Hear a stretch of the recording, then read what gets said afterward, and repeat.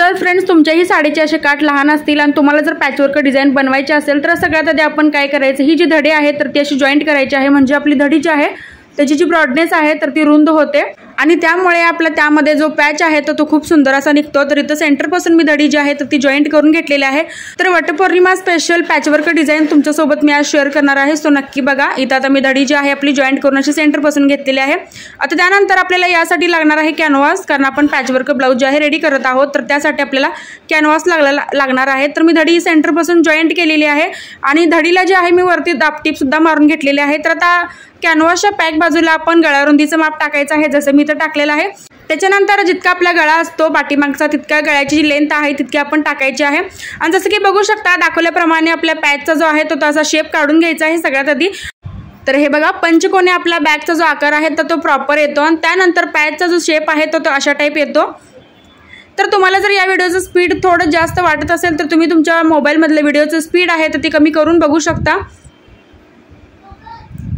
तर हे बघा, अशा टाईप आपल्याला हा जो पॅच आहे तर तो आपण कॅनव्हासवरती सगळ्यात आधी काढून घेतलेला आहे आणि त्याच्यानंतर जे आपण काठ सेंटरपासून जोडले होते तर ते काठ आपण इथं कट करून घ्यायचे आहेत।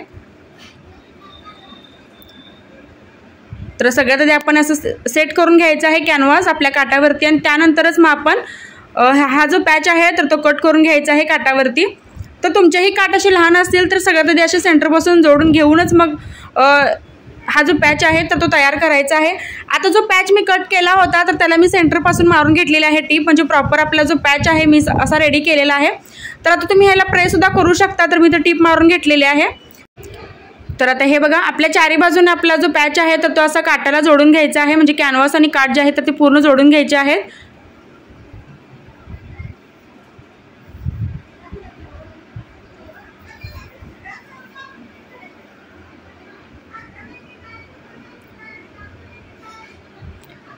तर आता काठ जो आहे पूर्ण मी असा जोडून घेतलेला आहे कॅनव्हासला। एक्स्ट्राचं सगळं कापड जे आहे पूर्ण आपण कटिंग करून घ्यायचं।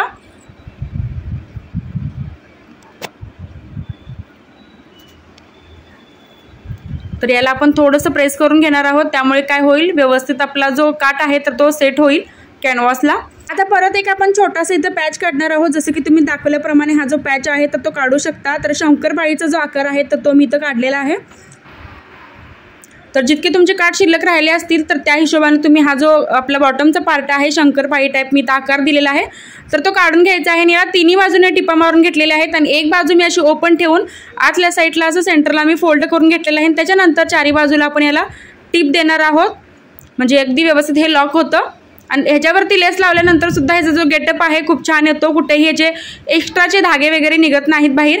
तर आता पॅचला सुद्धा आपण काय करायचं आहे, साईडने टिप मारून घ्यायची आहे, जसं की थोडंसं आपण फोल्ड करत याला टिप मारून घेणार आहोत। अगदी अर्धा इंच सुद्धा आपण नाही करायचं, एकदम पाव इंच आपण याला थोडं जसं आपण शेप काढलेला आहे तर त्या शेपनुसारच आपण याला थोडंसं फोल्ड करायचं आहे। जर तुम्ही आहे तसंच त्याच्यावरती जर लेस लावला तर त्याचं फिनिशिंग एकदम जास्त बिघडतं। तर आता आपण हे पूर्ण बॅक पार्ट जो आहे अस्तर आणि कापड जे आहे आपलं मेन तर ते पूर्ण जोडून घ्यायचं आहे। तर अजून मी याचा गळा कट नाही केला।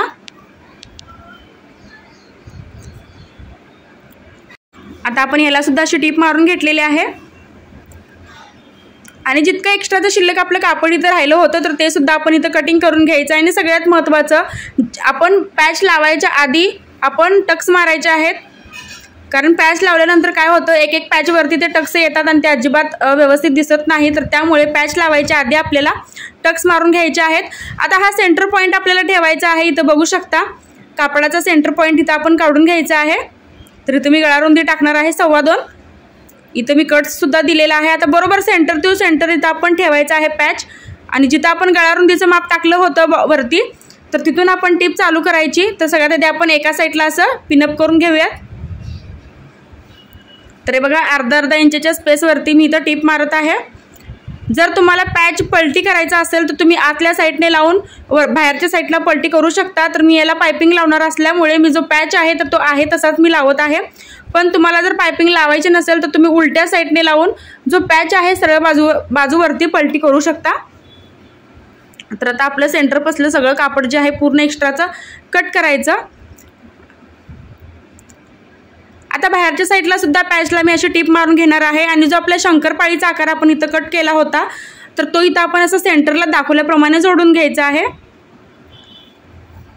तर हे बघा आपण असं जोडून घेतलेलं आहे। तर त्यावर सुद्धा आपण चारी बाजूने याला टिप मारून घ्यायची, अगदी व्यवस्थित पूर्णपणे आपण हे लॉक करून घ्यायचं।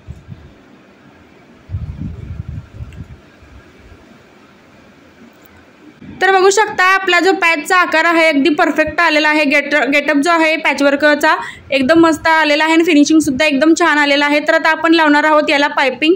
तर मी गोल्डन कलरचं कापड इथे घेतलेलं आहे पाइपिंगसाठी, जे मी फक्त पाइपिंगसाठी वापरतो। तर तुम्ही पाइपिंग लावू शकता किंवा जसं की मी मगाशी सांगितलं तुम्हाला जर पॅच पलटी करायची असेल सरळ कापडावरती तर तुम्ही त्यावरती एखादी छोटीशी लेस सुद्धा लावू शकता गळ्याच्या साईडला। तर मी इथं पाइपिंग लावत आहे गोल्डन कलरची आणि पाइपिंग सुद्धा मी एकदम इथं सिंपल लावणार आहे। यामध्ये मी कॉर्ड वगैरे अजिबात वापरणार नाही। तरी सुद्धा जे पाइपिंगचा गेटअप आहे फिनिशिंग आहे तर ते सुद्धा तुम्ही बघू शकता।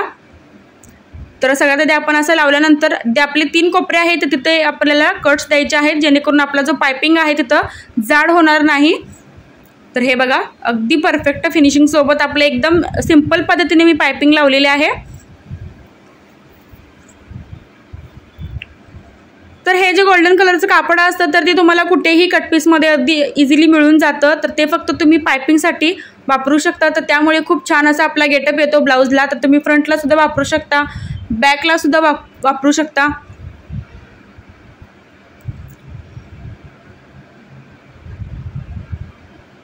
तर हे बघा आपलं पूर्ण असं ब्लाउज जे आहे पूर्ण कंप्लीट झालेलं आहे। तर आता आपण ह्याला लेस लावून घेऊयात। आता इथं मी दोन्ही कलरमध्ये लेस वापरलेली आहे, एक ग्रीन आणि एक गोल्डन। तर एकदम नाजूक लेस आहे। तर तुम्ही तुमच्या साडीच्या मॅचिंगची सुद्धा लावू शकता। तर मी साडीच्या मॅचिंगची लावलेली नाही कारण साडी आणि ब्लाउज जे आहे एकाच कलरमध्ये असल्यामुळे मी फक्त त्यामध्ये गोल्डन आणि ग्रीन कलर वापरलेला आहे। पण याला कॉन्ट्रास्ट लेस सुद्धा छान वाटते, जसं की तुमच्या साडीच्या मॅचिंगची लावलात तरी सुद्धा खूप छान वाटतं। तर या ब्लाउजचा जो व्हिडिओ आहे कटिंगचा तर तो माझ्या चॅनलवरती मी काल अपलोड केलेला आहे। जर तुम्हाला बघायचं असेल कटोरी ब्लाउजचं 34 साईजचं कटिंग आणि स्टिचिंग तर तो तुम्ही बघू शकता। तर हे बघा आपलं एकदम परफेक्ट इथं लेस सुद्धा आपली पॅचला मॅच झालेली आहे आणि अशा पद्धतीने आपण इथं पॅच जो आहे तर जोडत आहोत। तर आपला पूर्ण कंप्लीट जो आहे पॅच लावून झालेला आहे। तर आपण याला लावून घेणार आहोत नॉट्स आणि छोटे लटकन आणि खाली कमरपट्टी सुद्धा आपण याला लावून घेणार आहोत आणि फायनल लुक तुम्ही ब्लाउजचा बघू शकता। इथं मी ब्लाउज रेडी केलेला आहे। हे बघा मी स्लीव्जला सुद्धा असा पॅटर्न दिलेला आहे आणि आपला बॅक सुद्धा एकदम परफेक्ट फिनिशिंग सोबत रेडी झालेला आहे। तर व्हिडिओ आवडल्यास लाईक करा। व्हिडिओ शेवटपर्यंत बघितल्याबद्दल धन्यवाद।